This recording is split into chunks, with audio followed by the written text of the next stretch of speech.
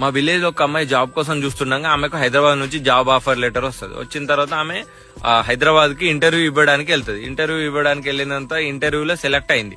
Select అయిన తర్వాత వాళ్ళు ఏమంటారంటే కంపెనీ వాళ్ళు, మేడం మీరు రేపటి నుంచే జాయిన్ కావాలన్నాక, సార్ కుదరదు సార్, మా హస్బెండ్ కంగారు పడతాడు అండ్ ఇక్కడ ఉండడానికి కూడా నాకు రూమ్ లేదు హైదరాబాద్ లో అంటది.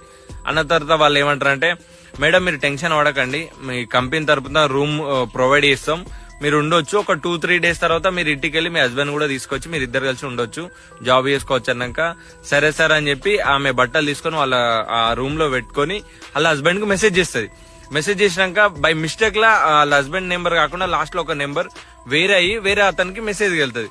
అతను వాళ్ళ వైఫ్ చనిపోతే అంత్యక్రియలకు వెళ్ళి అతను ఇంటికి వెళ్తుండగా ఈ మెసేజ్ చూస్తాడు. చూసిన తర్వాత అతను చాలా అంటే చాలా భయపడి టెన్షన్ పడి అక్కడ స్లో తప్పి కింద పడిపోయినాక వాళ్ళ రిలేటివ్స్ అందరు కలిసి హాస్పిటల్లో జాయిన్ చేస్తారు. అసలు అతను అంత భయపడడానికి కారణం ఏంది, ఆ మెసేజ్ ఏముంది అని అంటే, ఆ మెసేజ్ లో ఏం చేసిందంటే ఆమె, డియర్ హస్బెండ్ గారు, నేను జాగ్రత్త రీచ్ అయినా, మీరేం టెన్షన్ పడకండి, ఇక్కడ పెద్దవాళ్ళు కలిసి ఉండడానికి ప్లేస్ కూడా ఇచ్చారు, 2-3 రోజుల తర్వాత ఇంటికి వచ్చి నిన్ను కూడా నేను తీసుకొచ్చుకుంటానంటది. Download ShareChat.